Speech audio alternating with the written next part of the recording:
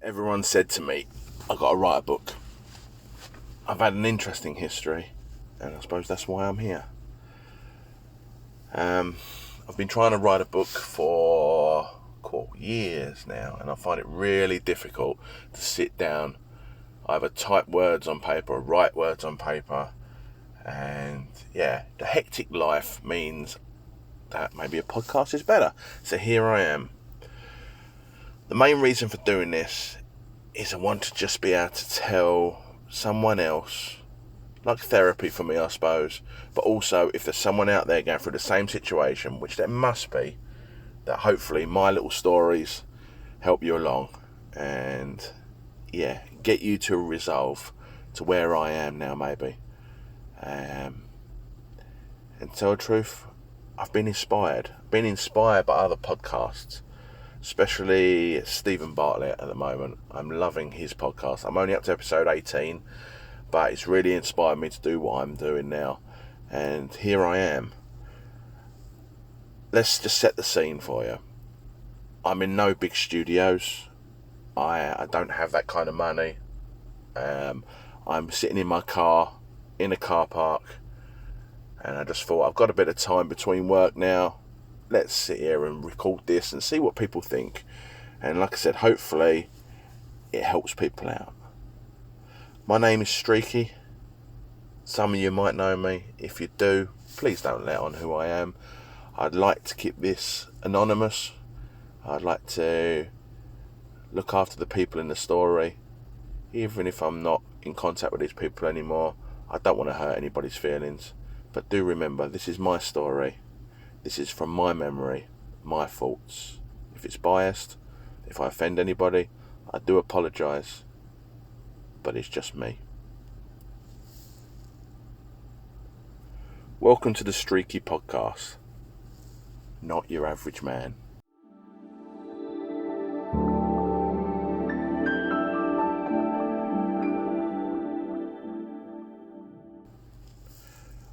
Yes, fair enough. I'm in my 40s. I'm married to a beautiful lady, and I have 3 great children. That might sound normal to most, but I say I'm not the average man for many different reasons. As a child, I was shy. I dropped down a year in college, and that gave me the confidence. So I don't like football, what it stands for. I am not keen on parties, especially New Year's parties. I did university part-time. I worked, and then one day a week went to university. Not your average way of doing it. I'm very maternal. I've always known I wanted children.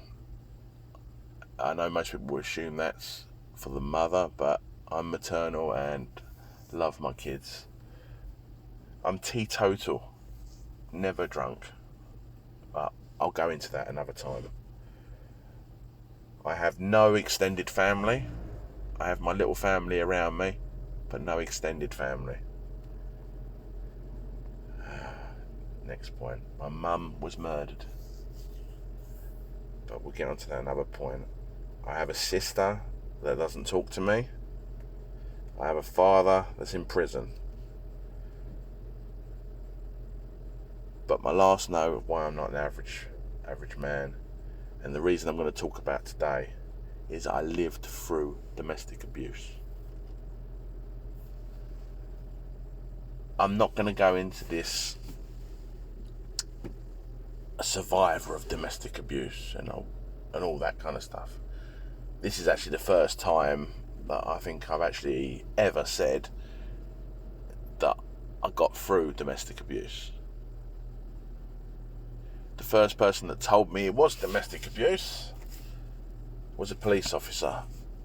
Many years after divorce, he asked me the story. I talked through it with him, shall we say.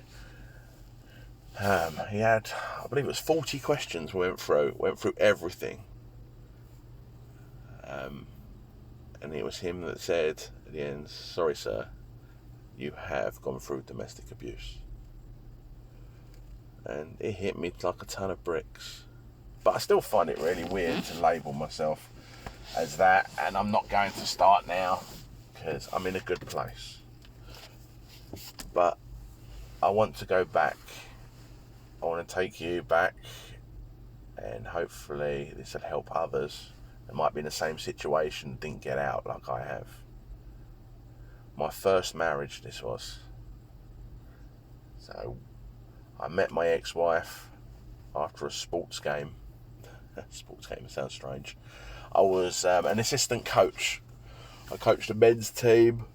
We were in the playoffs and we weren't expected to win, so the head coach couldn't make it, so I took over and we won the game. So we went out and we partied the night away, shall we say. So one of the players' sisters came along, and her friend was the girl I met that night, and now my ex-wife. So yeah, it was a good night. Enjoyed it. So it was a good day with the game as well. But after that, we hooked up and we were joined at the hip. I must admit, after a couple of months, she was virtually living with me at my mum's house. I don't know how that happened so quickly. But as you can tell now, what I'm going to go through is the fact that everything then moved very quickly. So I don't remember too much happiness at the time, other than that first day when we met. But it's a strange looking back now. But we kind of started on this treadmill.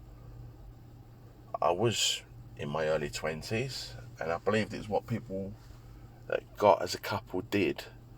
So I was so used to hearing on TV, from friends, what they did, what their next steps were. And yeah, so she moved in with me at my mum's house. But after about 6 or 7 months, I remember a day in what was my room then, screaming at me, "I'm gonna leave you unless we move out. I cannot live at your poxy mother's house." We'd only been together less than a year, I believe. But of course, I remember saying to her, I remember tears, no, don't leave. We'll sort this out. I didn't know you were unhappy. So, and I wanted to make her happy. So here I was. So she had a job at an estate agent's. So of course she found the perfect place, a flat in London, round the corner from where she worked. And yeah, it was hard money-wise, but it was convenient for her. I had to travel a bit for work, but it was a step into adult life, I believed at that time.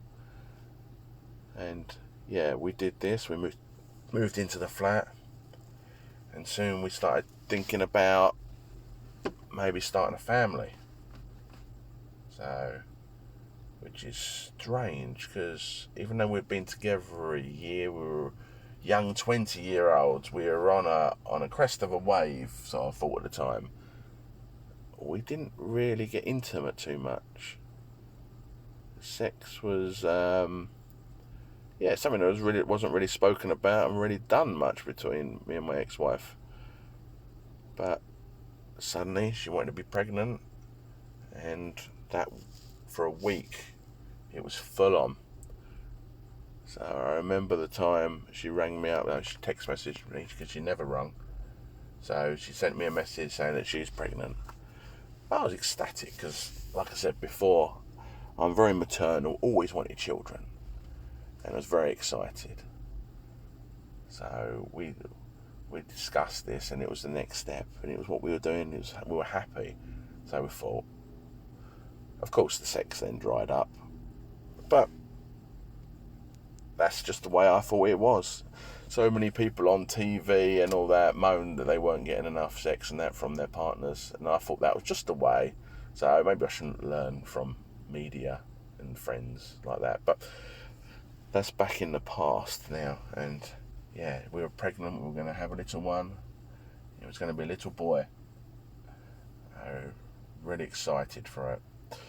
So, but the problem then came up with her job.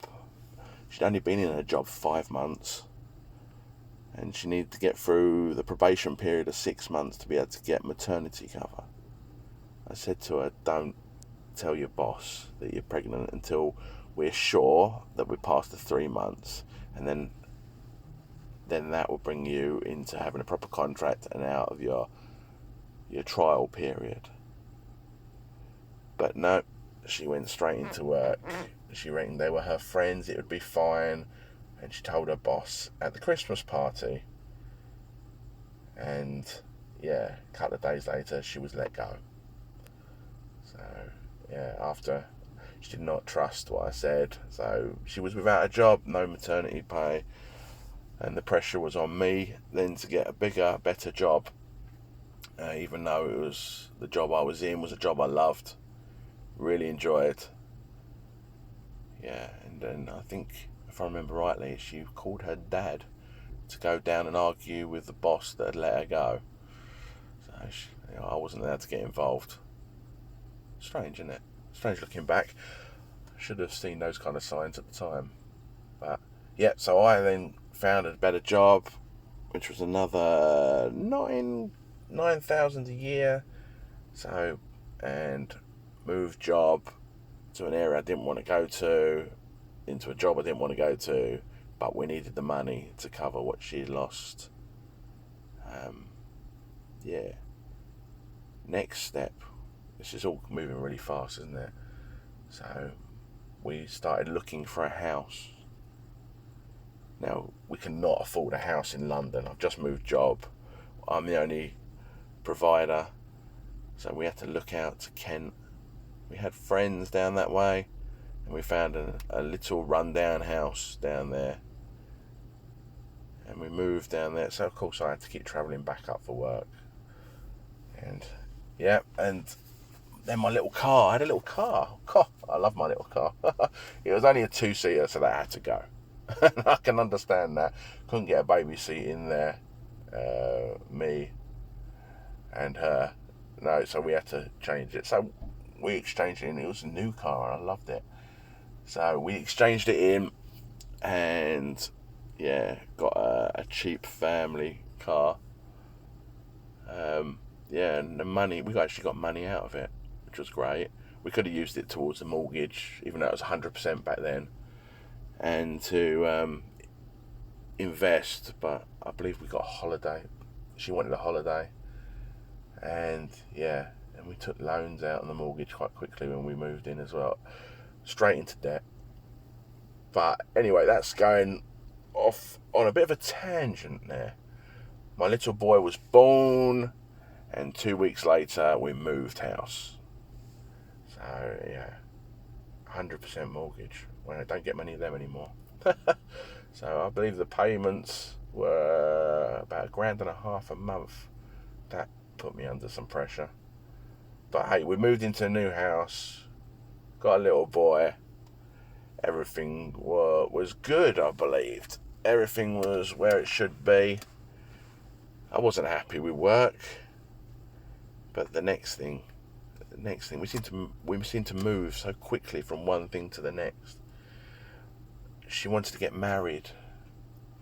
That was it. I couldn't see why not. We were living together, we had a little one together, so it would make it secure financially. If anything happened to me, she'd get everything and vice versa. So yeah, we got married in the local church. Cool. A marriage. I've been married again since, and I loved my second marriage. But the first wedding ceremony with her was stressful. I'd done everything I was supposed to do. It didn't feel right at the time. She even came into the church moaning. She was moaning to her father because my family hadn't turned up. They were running late, and she was moaning. She had a face like thunder walking down the aisle. But still, we progressed. We went through the ceremony. And yeah. Yeah, looking back, it wasn't a great day. I put on smiles for the photographers, but it was a long day. But my little boy was with us, and I kept hold of him most of the time. And my mum got there late. She was unhappy, but she got cuddles from her grandson, so she was very happy after that. But yeah, it's strange. We didn't. Do you know what? We didn't even consummate the marriage. When we got home, someone had nicked the hanging basket outside the door, and she moaned, and she went to bed. And that's the kind of way the relationship was. It was strange. So we'd done everything then. We got the house, we got the new car, we got the mortgage, we got married. Then life struggles start to hit. I didn't enjoy the job I had, and I left it. And I told her so. I'm not happy in the job I was doing. Her reply, well, what about me? What about you? I'll get another job, it's fine. I'm degree qualified, I will find another job. Well, I'm not happy about it. I allocate this much money a day. I need that kind of money, so you better go and get a better job. The stress, the pressures I felt. So I hadn't even left that one yet. I was looking for another job because I wasn't happy. I found out later on that she used to allocate a certain amount of money for herself to either buy clothes, to takeaways was the big one. And yeah, and then move on. So that was her way of doing it. The big story I remember quite avidly was I was once driving away from my office, and my car had a flat tyre. I looked at it and it was shredded. So I think I used the liquid foam things that fill them up, do a temporary cover, so then I can go to a tyre garage. So I rang her up, said, look, this has happened to me, I've got a tyre fail, I need to go to the garage. No, you can't do that. What about me again? She would say, well, what about you? There's money in the account. Yeah, but that's all allocated. You can't use that for a tyre. So what am I supposed to do to go home? Well, you better figure out a way, and the phone went dead. Of course, I went to the tyre place. I had to buy a new tyre. I wasn't when I got home. But the stress it gave me, I remember. The pain. But it wasn't so much the pain that I couldn't do it. It was like I'd let her down. I'd let my son down. But now looking back, I had no control over a tyre blowing out. I needed a new one. Oh, it was crazy. It really was. And you know what? I went through quite a few jobs at that time as well, which I'll get to at a later point. I can tell you all about my work history and how it went. But it got to a point that I remember one job, it went into administration. I tried to work through the administration stage, but in the end they said, look, the company's going to fold, you're going to have to go. So I wasn't there long, so no real payout, but I didn't go home. I still dressed with a shirt and tie, and off I went like I was going to the office. I'd park up at a petrol station, I'd get the local newspapers, and I would sift through all the job sections to find it. I wouldn't tell her that I'd lost my job, because of when I originally was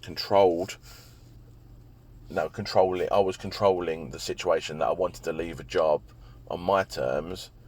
She still used the what about me and made me feel insignificant, that this time I was going to find a new job. I wasn't going to tell her, and it was just going to happen.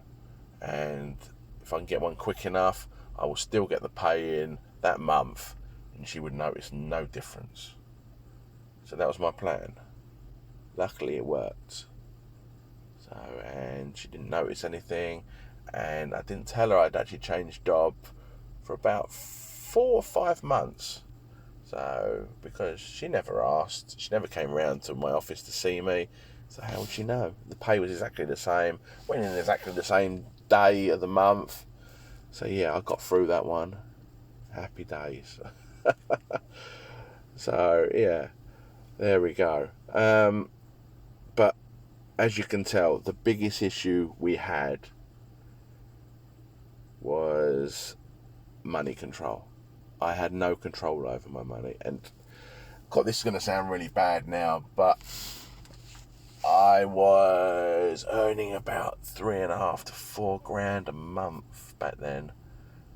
That's a lot of money. And do you know what? I still had clothes that were 10, 15 years old that I was wearing. I had no money, even though that money was going in my account. Admittedly, a lot of it was going on mortgage, but a lot of it was going out on takeaways. I'd come home to try and cook something for me, my son, and her, and she'd just go, "What is this shit? I ain't eating this. Go and get me McDonald's." And I'd go to her, "Why don't you go?" "No, I don't like going out. I'm agoraphobic." And that would be a new one. So I'd have to wander out and get McDonald's. And if I got a salad, my God, I got told off for that. "Why are you eating that?" "Because I want it." "No, you should eat this." No. I can't eat that.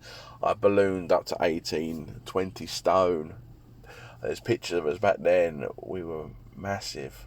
So, but I loved my sport. As I said before, she met me because of my sport. But there was times when I had to slowly give that one up. I remember I retired from my sport when I was 27 because of a couple of incidents on a Saturday where I'm going, right, I'm off to go and play my sport now. I'd give my little boy a kiss. I'd go towards my then wife, and she would back off of me, and she would disappear into another room, and I'd shout bye as I was going. I'd go up the road because our car wouldn't put out to park out the front. We were on quite a main road, no driveway. So up around the corner, as I'd open my car door, I'd have a text message come through, and I had about 4 or 5 of these. "Don't bother coming home, the locks will be changed." The first 2 or 3, I rung her, and she'd either wouldn't pick up or she'd just scream at me. "That is not fair. What am I supposed to do?" God, I went to these games in such an aggressive manner. Luckily, I was playing an aggressive sport. I could take it out and I'd come back cool and calm. But coming back to that house, even from work, I hated it. I felt stress. I keep saying the word stress. I'd grab the door handle, I'd take a big sigh, and I'd wander in. There was never a big welcome, "Here's a cup of tea" or anything like that. I could actually, the TV was always on, up on the wall. I could see her area on the sofa where she'd been sitting, because around her was, well, even if she wasn't there, you could see the bum print. Around was plates, cups, newspapers, magazines. But my little boy was always there. Dada. Oh God, I love that. Love that. Arms up. Straight away wanting to cuddle. Or even when I used to go and get him from school. Always. Yeah, it was great. I love that. But coming into the home, I was always made to feel unwelcome. And if I was 5 or 10 minutes late or early, that's even going to work. She had a set routine. If I was 5 or 10 minutes early or late going to work or coming home from work, She wanted to know exactly why. What was going on? Why is this? Why is that? No, it's not right. She wanted me to be back. She wanted me to leave at 7:30 in the morning. She wanted me to be back exactly at 6. There was times I'd wait round the corner. It sounds silly now looking back, but I would do what I can to make her happy. But did it ever make her happy? I don't think it ever did. I think she just, when I was able to do things that I thought would make her happy, it would keep the peace and move on. It's like I love my mum. I hardly ever spoke to her when after I got married. The times I'd see her would less and less and less. I'd use an excuse to go up to London for work, just so I could travel with my mum up on the train, because she'd live in London on the outskirts of travelling, and I'd do that. Well, that's the situation of what my life was. Now, I understand that that's not the worst domestic abuse that can go out there. She did hit me once, okay, and that's one of the reasons the police officer said it was domestic abuse. But I'll get to that in a later podcast. So, because it was only once, and I believe the strain and the stress I was feeling in life with money control and the time control was much more. I likened it to a story I heard a couple of days ago about a frog in boiling water. If you picture me as the frog, if you put a frog into that situation, which is the burning water, it jumps straight out. And if I'd known where I would have ended up in that marriage, I would have run. And looking back now, I would have run. But you put a frog into cold water and slowly heat it up, it gets used to its environment. It gets used to it and stays in there until it boils. My life was like that. I got to a point where I was used to it, and every little change just carried on heating up, and I'd get used to it and carry on. I didn't know what happiness was. I believe this is what all marriages were like. You hear comedians talk about their wives and how bad they are, and friends do it. I didn't know if they were joking. I now know. I'm now in a happy place. But back then, I was that frog. The way I looked at it at the time, I didn't know about the frog story. I only just found that one out. But at the time, I felt like I was in a valley. Everyone else was up the top. I was at the bottom. And I was only just making good and going through. What a strange situation to look back on. I kick myself now because I'm a stronger person for what I've gone through. And I'm in a loving relationship now. And I look back at that time and everything I've just said, it doesn't feel like me. It feels like a story that I lived, but I didn't live. It just looks back. My wife now keeps commenting that I actually sometimes remember things from back then and replace my ex-wife with her in my memory. I've been told by a counsellor that's a coping mechanism. But is it? I don't know. Anyway, I hope this helps others, okay, to understand what situation they're in. My next podcast, episode 2, will be about the divorce, how I got out, and moving on. Believe me, if you guys are in this situation now, there is a better way. Don't be stuck in this for your life. We have to get to a point where we're on our deathbeds and we look back and we think, did we do everything? Did we succeed everything we wanted to? Did I live my life to the fullest? If you get into that situation where you're unhappy, then you're not going to be happy on your deathbed and looking back, because death is the only conclusion for all of us.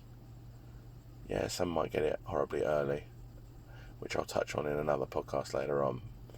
But while you're here, enjoy what you do, move forward, and don't let anybody abuse your time, your effort, and your happiness.